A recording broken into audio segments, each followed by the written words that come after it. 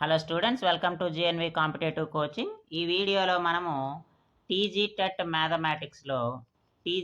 మ్యాథమెటిక్స్లో మనము last year జనవరి 8లో జరిగినటువంటి examination paper అమ్మా. ఇది 8/1/2025లో జరిగినటువంటి టెట్ పరీక్షకు సంబంధించిన పేపర్ వన్ తీసుకున్నాం మనము. పేపర్ 1లో ఉండేటువంటి మ్యాథ్స్కి సంబంధించిన 30 బిట్స్ని మనం సాల్వ్ చేద్దాము.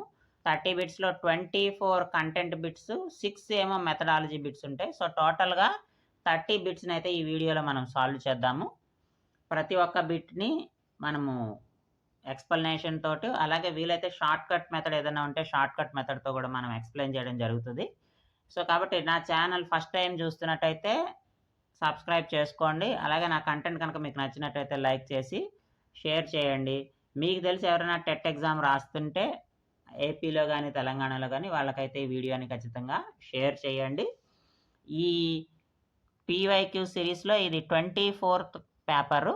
సో ఆల్రెడీ 23 పేపర్స్ ఉన్నాయి. సో ఈ పేపర్ సంబంధించిన లింక్స్ నేను డిస్క్రిప్షన్ బాక్స్లో ఇస్తాను, లేదా నా ఛానల్ పేజీలో కూడా మీరు డైరెక్ట్గా యాక్సెస్ చేయొచ్చు. సో కాబట్టి ఈ పేపర్స్ అన్నీ కూడా చూసి మీరు వెళ్తే ఎగ్జామినేషన్కి ఖచ్చితంగా మీరు మ్యాథ్స్లో మంచి స్కోర్ అయితే చేస్తారు. ఆల్మోస్ట్ 30 out of 30 అని చెప్పలేము, కానీ అబౌట్ 25 అబోవ్ అయితే మీరు ఖచ్చితంగా స్కోర్ చేసే అవకాశం ఉందమ్మా, అవుట్ ఆఫ్ 30. కాబట్టి ఈ క్వశ్చన్ పేపర్స్ అన్నీ చూడండి. చూస్తే మీకు ప్రతి ఒక్క మోడల్ ఏ రకంగా మనల్ని క్వశ్చన్స్ అడుగుతున్నాడు, ఎలా మనం ఎగ్జామినేషన్ ప్రిపేర్ అవ్వాలి అనేటువంటి అవగాహన అయితే మనకు ఖచ్చితంగా వస్తుంది. కాబట్టి ఖచ్చితంగా ప్రతి ఒక్క బిట్ మనకి ఇంపార్టెంటే. సో ప్రతి ఒక్కటి 1 మార్క్ కాబట్టి, ఈచ్ అండ్ ఎవ్రీ మార్క్ మనకి ఇంపార్టెంట్ కాబట్టి ప్రతి ఒక్క బిట్ని చూడండి. అలాగే లాస్ట్లో వీడియో చూసిన తర్వాత ఈ వీడియో మీద మీ అభిప్రాయాన్ని అయితే కామెంట్ బాక్స్లో పోస్ట్ చేయండి. సో లేట్ చేయకుండా వీడియోలోకి వెళ్తే ఫస్ట్ క్వశ్చన్ చూద్దాం ఒకసారి. ఫస్ట్ క్వశ్చన్ ఏమడుగుతున్నాడు? The Greek mathematician who gave easy method to find prime numbers from 1 to 100 without actually checking the factors of the numbers. So ప్రధాన సంఖ్యలను కారణాంకాలు కనుగొనకుండానే 1 నుంచి 100 వరకు కనుగొనే సులభమైన పద్ధతిన గ్రీకు గణిత శాస్త్రవేత్త ఎవరు అని అడుగుతున్నాడమ్మా. ఎరటోస్తనిస్. దానికి కరెక్ట్ ఆన్సర్ ఏంటంటే ఎరటోస్తనిస్ గ్రీకు శాస్త్రవేత్త. ఆయన ప్రధాన సంఖ్యలు కనుక్కోవడానికి మనకి సులువైన పద్ధతిని అయితే ఇచ్చాడు, 1 నుంచి 100 వరకు. చూడండి ఇక్కడ మనకు ఆప్షన్స్లో కూడా ఎరటోస్తనిస్ అనేది కరెక్ట్ ఆన్సర్ అవుతుంది. కాప్రేకర్ అంటే కాప్రేకర్ నెంబర్ 6174 అని ఉంటుంది, ఆ నెంబర్ కనుక్కున్నాయనమ్మా. ఆర్కిమెడిస్ తెలుసు, ఆర్కిమెడియన్ ప్రిన్సిపల్. యూక్లిడ్ అంటే మనకి జామెట్రీకి మెయిన్గా మనం చెప్తాం, యూక్లిడ్ జామెట్రీ అని. సో కాబట్టి కరెక్ట్ ఆన్సర్ ఏంటంటే ఆప్షన్ 3 అమ్మ. నెక్స్ట్ క్వశ్చన్ చూడండి. The square root of the difference between 2 numbers. So జాగ్రత్తగా గమనించండి, క్వశ్చన్ ఒక్కసారి చదవండి. సంఖ్యలు 2 ఇచ్చాడు, 76, 54. 76, 54 ఒక నెంబరు, 61, 33 ఒక నెంబరు. ఈ రెండుటి మధ్య భేదము యొక్క వర్గమూలము అంటే ముందు ఏం చేయాలమ్మా? సబ్ట్రాక్షన్ చేయాలి. 4లోంచి 3 తీస్తే 1, 5లోంచి 3 తీస్తే 2, 6లోంచి 1 తీస్తే 5, 7లోంచి 1 తీస్తే 6, 7లోంచి 6 తీస్తే 1. సో 1521 అనేది మనకి ఆన్సరు. సో 1521లో ఎప్పుడైతే 1 వచ్చిందమ్మా, 1 ఎప్పుడైతే వచ్చిందో స్క్వేర్ రూట్ మనకు తెలిసిపోతుంది. స్క్వేర్ అనేది ఖచ్చితంగా దాని చివర 1 కానీ 9 కానీ ఉంటుంది. 1 × 1 1, 9 × 9 81, ఇంకా వేరేది ఏది రాదు. సో 1 కానీ 9 కానీ అవుతుంది లాజికల్గా. సో కాబట్టి ఇక్కడ 1521 అనేది దేనికి మధ్యలో ఉంటుంది చూస్తే సరిపోతుంది. 30 స్క్వేర్ చూడండి, మనకు తెలిసింది ఈజీగా ఉంటుంది. 3 3 9 కాబట్టి 900. తర్వాత 40 స్క్వేర్ మనకు తెలుసు, ఈజీగా గుర్తుంటుంది మనకి, 1600. సో కాబట్టి 1521 అనేది ఈ రెండింటి మధ్యలోనే ఉంటుంది. సో 31 స్క్వేర్ అంటే 900కి దగ్గరగా ఉంటుంది, కానీ 1500కి దగ్గరగా ఉంటుందా? ఉండదు. కాబట్టి 39 స్క్వేర్ చూడండి అమ్మ, 1600కి దగ్గరగా ఉండే అవకాశం ఉంది. Maybe it is 1521. కాబట్టి 39 కరెక్ట్ ఆన్సర్ అవుతుంది. చెక్ చేయక్కర్లేదు, డైరెక్ట్గా 39 ఆన్సర్ పెట్టేయచ్చు. ఎందుకంటే 30 మనకు రెండే ఆప్షన్స్ ఉన్నాయి. 30 స్క్వేర్ నుంచి 40 స్క్వేర్ మధ్యలోనే 1521 ఉంది. కాబట్టి అయితే 31 స్క్వేర్ అన్న అవుతుంది, లేకపోతే 39 స్క్వేర్ అని అవుతుంది. 31 స్క్వేర్ అయింది అనుకోమా, 300కి దగ్గరగా వస్తుంది, 900కి దగ్గరగా వస్తుంది. కానీ 900కి దగ్గరగా కాదు కదా. 1521 1600కి దగ్గరగా ఉంది. 1600కి దగ్గరగా దీని తర్వాత అంతకు ముందు నెంబరే కదా. సో కాబట్టి 39 స్క్వేరే ఖచ్చితంగా అవుతుంది కాబట్టి ఆప్షన్ 2 అనేది మనకి రైట్ ఆన్సర్ అవుతుంది. తర్వాత చూడండి, the perimeter of rectangle shape having 4 1/3 centimetres 3 1/2 centimetres wide is. Perimeter find out చేయమంటున్నాడు. పెరిమీటర్ చుట్టుకొలతకి సూత్రం ఏంటి మనకి? P is equal to 2 into L plus BM. 2 into L plus B. పొడవు ప్లస్ వెడల్పు. పొడవు ఎంత ఇచ్చాడు? 4 1/3, వెడల్పు ఏమో 3 1/2 ఇచ్చాడు. సో 2 ఇంటూ ఇది 4 ప్లస్ 3 ఎంతమ్మా? 7. 7 ప్లస్ 1/3 ప్లస్ 1/2 ఇలా వేసుకుందాం. సో 2 ప్లస్ 3 5/6 అవుతుంది. అంటే 2 ఇంటూ 7 ప్లస్ 5/6. 7 6 42. 42 ప్లస్ 7 అంటే 47 అమ్మ. 47/6 ఇంటూ 2 ఇది 3 సార్లు పోతుంది. 47/3 వస్తుందమ్మ. 47/3 అంటే 3 ఇందులో ఒకసారి పోతుంది. 17 మిగిలింది. 3 5ల 15, 2 మిగిలింది. 15 2/3 మనకు ఆన్సర్ అవుతుంది. 15 2/3 మనకు ఆన్సర్ అవుతుంది. చూడండి 15 2/3. చూడండి ఆప్షన్ 3 ఉంది. So 3 is the right answer. Next 15 29. So 15 29 24 గంటల సమయంలో చూపిస్తే 12 గంటల గడియారంలో ఎలా చూపిస్తారో అని అడుగుతాడమ్మా. 15 అంటే ఇప్పుడు 13 అంటే 1 గంట కదా. సో 14 అంటే 2 గంటలు. 15 అంటే 3 గంటలు. 17 29 అంటే 15 29 ఎలా ఎక్స్ప్రెస్ చేస్తాం మనము? 3 గంటల 29 PM. 3 గంటల 29 PM అంటాం. సో కాబట్టి ఆప్షన్ 1 మనకి రైట్ ఆన్సర్ అవుతుంది. 15 అంటే 3 కదా. సో మధ్యాహ్నం అవుతుంది. సో మధ్యాహ్నం అవుతుంది కాబట్టి PM అని రిప్రజెంట్ చేస్తాం. Next, which are the following statements is incorrect regarding the properties of integers. పూర్ణ సంఖ్యలకు సంబంధించిన ధర్మానికి సంబంధించి కింది స్టేట్మెంట్లో తప్పు స్టేట్మెంట్ ఏదో అంటున్నాడు. చూద్దాం ఒకసారి. పూర్ణ సంఖ్యల సంకలనానికి సమృద్ధ ధర్మం వర్తిస్తుంది కదా. కాబట్టి ఇది రాంగ్ కాదు, కరెక్ట్ స్టేట్మెంటే. పూర్ణ సంఖ్యల సంకలనానికి సహచర ధర్మం, అసోసియేటివ్ ప్రాపర్టీ, క్లోజర్ ప్రాపర్టీ 2 ఉంటాయి. క్లోజర్ ప్రాపర్టీ అండర్ మల్టిప్లికేషన్ కూడా సాటిస్ఫై చేస్తుంది. Next, integer satisfy commutative property under subtraction. So వ్యవకలనానికి ఉండదమ్మా. సో కాబట్టి 4 ఈజ్ ద రైట్ ఆన్సర్. వ్యవకలనానికి మనకి కామ్యుటేటివ్ ప్రాపర్టీ ఉండదు కాబట్టి 4 is the right answer. Next question చూడండి, which of the following figures has more lines of symmetry. ఇచ్చిన వాటిలో వేటికి లైన్స్ ఆఫ్ సిమెట్రీ ఎక్కువ ఉంటుంది, సౌష్ఠవ రేఖలు ఎక్కువగా ఉంటాయి అని అడుగుతున్నాడు. సమద్విబాహు త్రిభుజానికి ఎన్ని ఉంటాయి? సమద్విబాహు త్రిభుజానికి మనకి 3 సౌష్ఠవ రేఖలు ఉంటాయి. సమద్విబాహు త్రిభుజానికి ఎన్ని ఉంటాయి? 3 సౌష్ఠవ రేఖలు ఉంటాయి. 3 సౌష్ఠవ రేఖలు ఉంటాయి. విషమబాహు త్రిభుజానికి 0 ఉండవు, 0 ఉంటాయి. దీనికి 0 ఉంటాయి. ఈ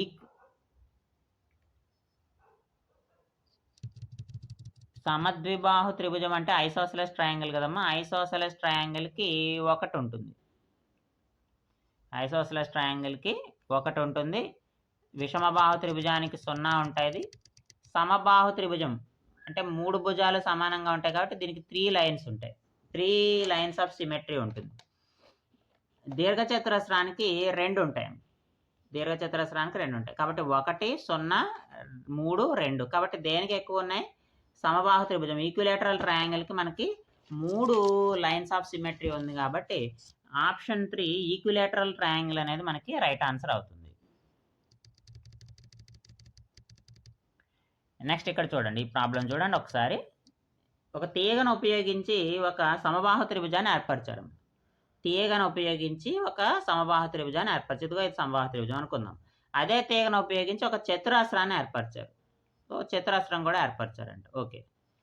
సో ఇప్పుడు ఏమంటున్నాడు?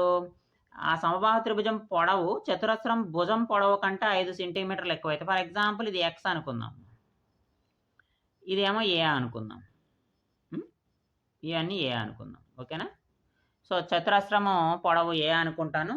సమబాహు త్రిభుజం యొక్క పొడవు ఎక్స్ అనుకుంటాను. ఈ రెండు తీగలు సమానం కదా. 3x ఈజ్ ఈక్వల్ టు ఎంత అవుతుంది నాకు? 4a అవుతుంది. 3x is equal to 4a అవుతుంది. సో కాబట్టి a ఈజ్ ఈక్వల్ టు ఎంత అవుతుందమ్మా? 3/4. a ఈజ్ ఈక్వల్ టు ఎంత అవుతుంది? 3/4 x అవుతుంది. a is equal to 3/4 x అవుతుంది. మరి ఏమి ఇచ్చాడు ఇంకా? ఈ సమబాహు త్రిభుజము పొడవు చూడండి జాగ్రత్తగా. సమబాహు త్రిభుజము పొడవు చతురస్రము భుజము పొడవు కంటే 5 సెంటీమీటర్లు ఎక్కువ. అంటే ఏ కంటే ఎక్స్ 5 సెంటీమీటర్లు ఎక్కువ ఉంటుంది. Which means that X is equal to A plus 5. ఏ కంటే 5 సెంటీమీటర్లు ఎక్కువ ఉంటుంది కదా. కాబట్టి ఎక్స్ ఈజ్ ఈక్వల్ టు ఎంతమ్మా? ఏ ప్లస్ 5. ఇది తీసుకొచ్చి ఇక్కడ సబ్స్టిట్యూట్ చేయండి. కాబట్టి 3/4 ఇంటూ ఎక్స్ ప్లస్లో ఏ ప్లస్ 5 రాద్దాం. తీగ పొడవు అడుగుతున్నాడు మనల్ని. తీగ పొడవు అంటే 4a కనుక్కోవచ్చు, 3x కనుక్కోవచ్చు. నేను ఏ కనుక్కుంటున్నాను ఇక్కడ. ఎక్స్ కనుక్కోవాలంటే ఏం చేస్తాము? A is equal to X minus 5 ఇక్కడ సబ్స్టిట్యూట్ చేయాలి. సో మనం ఏ ఫైండ్ అవుట్ చేద్దాము. 4a కనుక్కుందాం. అప్పుడు తీగ పొడవు వస్తుంది. సో ఇక్కడ ఏమవుతుందమ్మా? ఒకసారి మనం మల్టిప్లై చేస్తే 3a/4 ప్లస్ ఇక్కడ ఏమవుతుంది? 3/4 ఇంటూ 5. 3 5 15. సో ఇక్కడ చూడండి 4 ఉంది కదా. ఇక్కడ ఏమైపోతుంది? 4 ఇటు మల్టిప్లై చేయండి. మల్టిప్లై చేస్తే 4a is equal to 3a plus 15 అవుతుంది. 4a మైనస్ 3a ఏమవుతుంది? ఏ ఈజ్ ఈక్వల్ టు ఎంత వచ్చింది నాకు? 15 వచ్చింది. ఏ ఈజ్ ఈక్వల్ టు 15 అయితే పొడవు అడుగుతున్నాడు. పొడవు అంటే ఏ ప్లస్ ఏ ప్లస్ ఏ ప్లస్ ఏ ఇదే కదా, చుట్టుకొలతే కదా, 4aనే కదా. 4a ఈజ్ ఈక్వల్ టు ఎంత? 4 5 4 15 ఎంతమ్మా? 4 15 60 అవుతుంది. 4 15 నాకు ఎంత అవుతుంది? 60 సెంటీమీటర్లు అవుతుంది. సో కాబట్టి 60 నాకు కరెక్ట్ ఆన్సర్ అవుతుంది. 60 నాకు కరెక్ట్ ఆన్సర్ అవుతుంది. ఏ ఈజ్ ఈక్వల్ టు 15 వచ్చింది కాబట్టి 4 × 15 60 అవుతుంది. సో చూడండి ఇక్కడ 60 నాకు రైట్ ఆన్సర్ అవుతుంది. నెక్స్ట్ ఇక్కడ చూడండి అమ్మ 1296.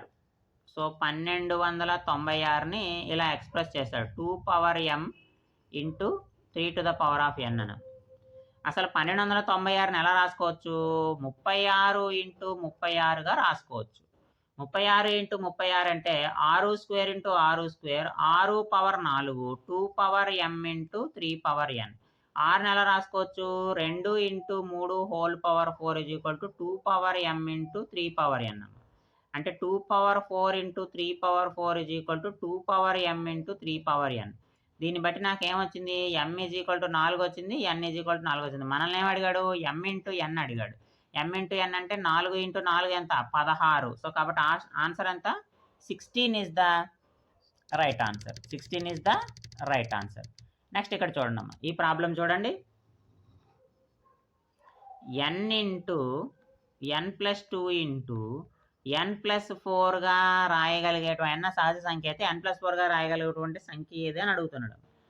n × n+2 ఇంటూ n+4 అయ్యే విధంగా రాయగలిగేటువంటి సంఖ్య ఏది అని అడుగుతున్నాడు. ఇక్కడ మీరు ఒకసారి జాగ్రత్తగా కనుక అబ్జర్వ్ చేస్తే ఈ నెంబర్ ఖచ్చితంగా 3 తోటి డివిజిబుల్ అవుతుంది. For example n is equal to 1 substitute చేసాం అనుకో, 1 + 3 1 + 5 చూడండి 3 × 5 వస్తుందా? సో కాబట్టి ఖచ్చితంగా ఎగ్జాక్ట్గా మనకి ఇది డివిజిబుల్ అవుతుంది. For example n even number పెట్టామనుకోమ్మా, ఇక్కడ మనకి n even n odd number పెట్టినప్పుడు ఏమవుతుందో మనం అబ్జర్వ్ చేయాలి. యాక్చువల్గా న్యాచురల్ నెంబర్ అన్నాడు కాబట్టి n ఈవెన్ అయితే ఏమవుతుంది, n ఆడ్ నెంబర్ అయితే ఏమవుతుందో మనం ఇక్కడ అబ్జర్వ్ చేయాలి. n ఈవెన్ నెంబర్ అయినప్పుడు even number first even number ఏదమ్మా? 2 కదా. సో 2 × 2 + 2 4 ఇంటూ ఇక్కడ ఎంత అవుతుంది? 2 + 4 6 అవుతుంది కదా. 6 4 24, 24 × 2 ఎంతమ్మా? 48. కాబట్టి ఈ నెంబర్ ఖచ్చితంగా 48తో డివిజిబుల్ అవుతుంది. అంటే n ప్లేస్లో ఏ నెంబర్ అయినా తీసుకో, n ఈవెన్ నెంబర్ అయినప్పుడు it is exactly divisible by 48. 48 కూడా అయ్యే అవకాశం ఉంది. n ఆడ్ నెంబర్ అయినప్పుడు 3తో స్టార్ట్ అవుతుంది కదమ్మా. 3 ఇంటూ చూడండి 3 తీసుకుందాం, 3 + 2 5 ఇంటూ ఇక్కడ ఎంత అవుతుందమ్మా 3 + 4 7. 21 × 5 అంటే 105. సో 105 వస్తుంది n ఆడ్ నెంబర్ అయినప్పుడు. సో n ఈవెన్ నెంబర్ అయినప్పుడు 48 వస్తుంది, n ఆడ్ నెంబర్ అయినప్పుడు 105 వస్తుంది. రెండు ఒక్కసారి అబ్జర్వ్ చేయండి. They are exactly divisible by 3. So 194 3తో డివిజిబుల్ అవుతుందా? ఇక్కడ ఈ number it is divisible by 3. అది కాన్సెప్ట్. డివిజిబుల్ బై 3 అవ్వాలంటే సమ్ డివిజిబుల్ బై 3 అవ్వాలమ్మా. 10 14 14 డివిజిబుల్ కాదు. 5 + 1 6 + 2 7 9 + 4 13 కాదు. నెక్స్ట్ ఆప్షన్ ఏంటో చూడండి. Next option 105. మనం అనుకున్నదే కదమ్మా, 105 ఇచ్చాడు కదా. సో ఆప్షన్ 4 ఖచ్చితంగా 3తో డివిజిబుల్ అవుతుంది. So 105 is the right answer. So ఇక్కడ 3 డివిజిబిలిటీ రూల్ చెక్ చేసుకోవడం మనకి ఇంపార్టెంట్ విషయం. ఇక్కడ ఈ ప్రాబ్లం చూడండి. 64 to the power of -1/3. 64ని 4 cube అని మనకు తెలుసు. 4 cube whole to the power of -1/3. 3 3 cancel అయిపోతే 4 power -1 is equal to 1/4. 4 power -1 ఏం రాసుకోవచ్చు, 1/4 రాసుకోవచ్చు. సో ఆప్షన్ 3లో మనకి 1/4 ఇచ్చాడు కాబట్టి so 1/4 is the correct answer. Very simple question. కింది వాటిలో అతి చిన్న భిన్నం ఏది అని అడుగుతున్నాడు అమ్మ. కింది వాటిలో అతి చిన్న భిన్నం ఏదని అడుగుతున్నాడు. ఇక్కడ ఒక్కసారి కనుక మనం అబ్జర్వ్ చేస్తే ఇక్కడ 5 ఉంది, ఇక్కడ 5 ఉంది, ఇక్కడ 5 ఉంది, ఇక్కడ 5 ఉంది. లవాలు సమానము. Numerators are equal. న్యూమరేటర్ ఈక్వల్గా ఉంది కాబట్టి డినామినేటర్లో ఏది పెద్ద నెంబర్ ఉంటే అదే చిన్నది. కాబట్టి 5/11 వీటిలో 11 కదా. సో 5/11 అనేది స్మాలెస్ట్ 1. ఒకవేళ లార్జెస్ట్ 1 అడిగితే ఏం చెప్తారమ్మా, వీటిలో ఏదైతే చిన్న నెంబర్ ఉందో 5/8 కదా. So this is the biggest fraction.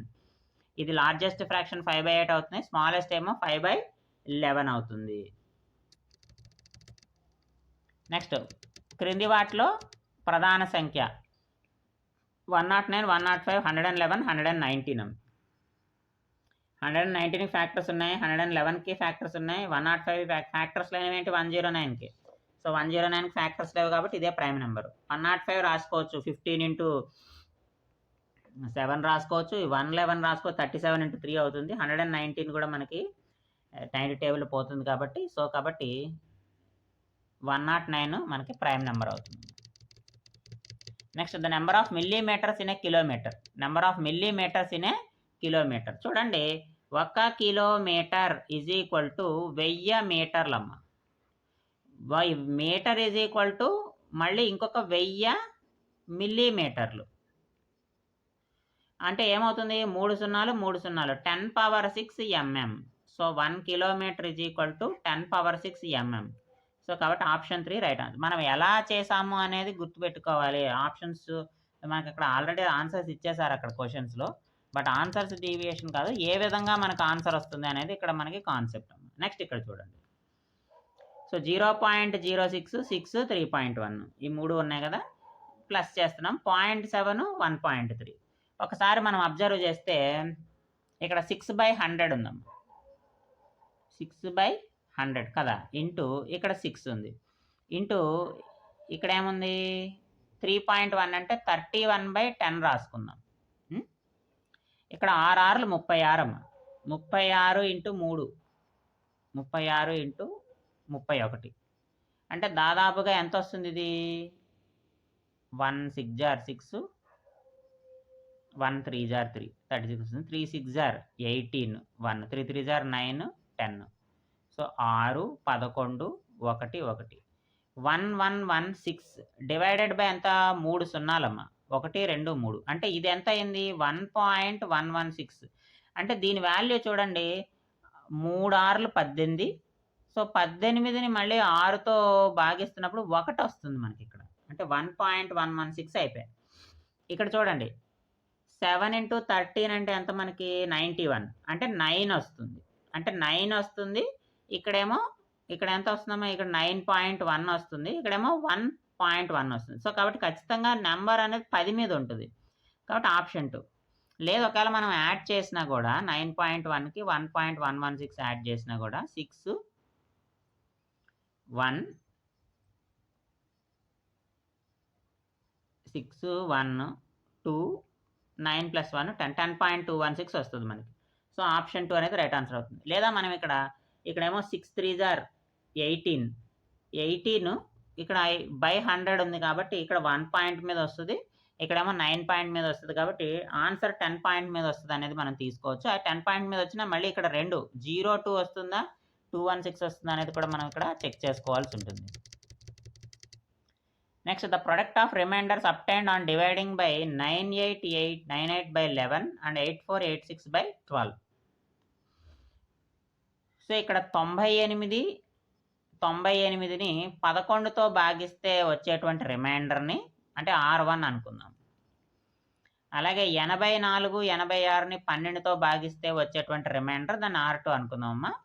ఆ రెండింటిని లబ్ధం చేయాలంట, మల్టిప్లై చేయాలంట. సో 9898 అంటే ఎన్నిసార్లు పోతుందమ్మా? 8 సార్లు పోతుంది కదా, 8 టైమ్స్ పోతుంది. 88 అంటే 10 వస్తుంది. 109 అంటే మళ్ళీ ఏమవుతుంది? 9 టైమ్స్ పోతుంది, 99 టైమ్స్. మళ్ళీ 108 అంటే మళ్ళీ 9 9 పోతుంది. ఎంత మిగులుతుందమ్మా మనకి?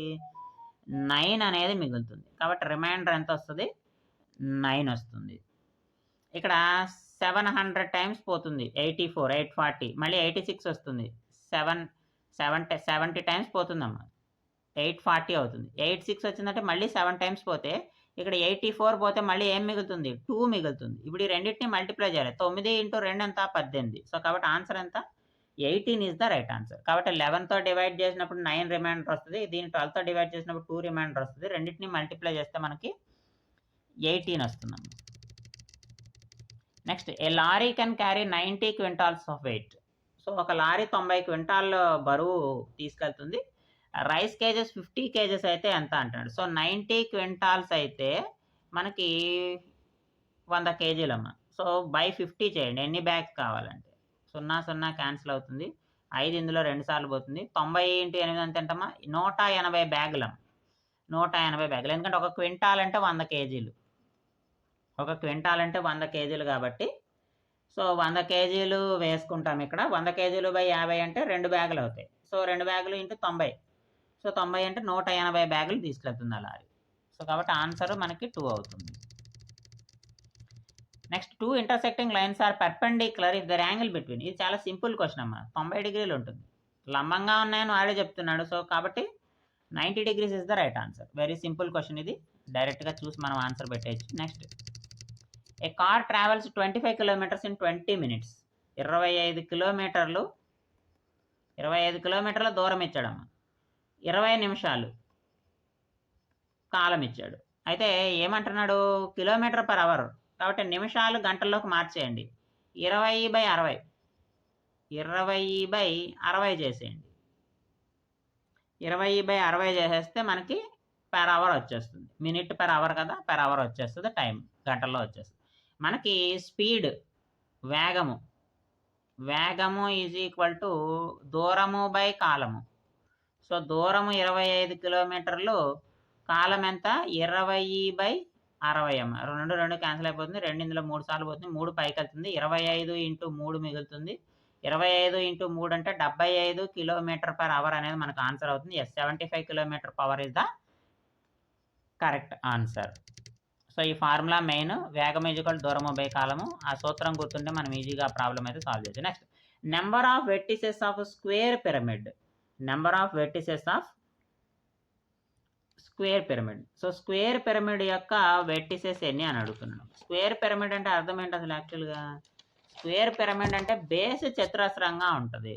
బేస్ అనేది ఇలాగా చతురస్రంగా ఉంటుంది, ఉంటే దాని యొక్క శీర్షాల సంఖ్య ఎంత అని అడుగుతున్నాం.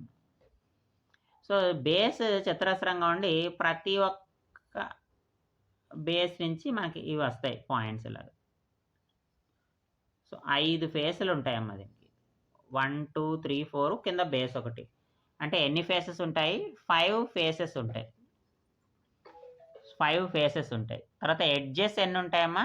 8 ఎడ్జెస్ ఉంటాయి. భుజాలు 8 ఉంటాయి. 1 2 3 4 5 6 7 8 సరిపోయినాయా? తర్వాత శీర్షాలు ఎన్ని ఉంటాయమ్మా? 1 2 3 4, ఇది ఒక పైన ఒకటి 5. So 5 vertices. మనల్ని అడిగింది వెర్టిసెస్ అడిగాడు, శీర్షాలు అడిగాడు కాబట్టి 5 శీర్షాలు ఉంటాయి. సో మనకి వేరే పేపర్లో ఫేసెస్ అడగచ్చు, లేకపోతే ఎడ్జెస్ కూడా అడిగేటువంటి అవకాశం ఉంది. ఫేసెస్ అడగొచ్చు, ఎడ్జెస్ అడగొచ్చు. కాబట్టి అవి కూడా మనం గుర్తుపెట్టుకోవాలి. నెక్స్ట్ ఈ ప్రాబ్లం చూడండి. 18,000 18,000. సో 18 రాసేసుకోండి అమ్మా. ఇలాంటి ప్రాబ్లమ్స్ వచ్చినప్పుడు డైరెక్ట్గా ఏమిస్తే రాసుకోండి. 1800 అంటే ఎలా రాసుకుంటాం? 1800 18 ఒకట్లు 8 1 8 19 19,818. So option 3 is the right answer. Option 3 is the right answer. Next ఇది చూడండి. 234 234 234 డివైడెడ్ బై 234. ఇక్కడ ఒక సిరీస్ మనకి వస్తుంది కాబట్టి ఇక్కడ చూడండి. 234ని 234 234 234 భాగిస్తూ ఉంటే 100తో పోతుంది. సో 234 0 0 అవుతుంది. మళ్ళీ 234 వస్తుంది. మళ్ళీ 1 వస్తుంది. మళ్ళీ 234 0 0 పోతే మళ్ళీ 234 వస్తుంది. మళ్ళీ 0 0 1 వస్తుంది. కాబట్టి 1 0 0 1 సీక్వెన్స్ ఇది. సో ఈ సీక్వెన్స్తో పోతుంది కాబట్టి మనకి ఆప్షన్ 2 అనేది మనకి రైట్ ఆన్సర్ అవుతుంది. Next the age of Gagan Waseem Philips 9 8 12 అమ్మ. The sum of their ages will be Anand age. So 8 చూడండి, యాడ్ చేయండి. 29 కదా. ఆనంద్ ఏజ్ ఎంత? ఆనంద్ ఏజ్ ఎంత? 29 అంటమ్మా. Suman age 4 years older than. Older అన్నాడు అంటే పెద్దోడు కదా. 29 + 4 33. Suman age 33. What will be the age of Suman after 4 years? 33కి 4 కలపండి 37. ఆన్సర్ అంతా 34. ఇక్కడే మనం చేసేయచ్చు డైరెక్ట్గా. Very simple question.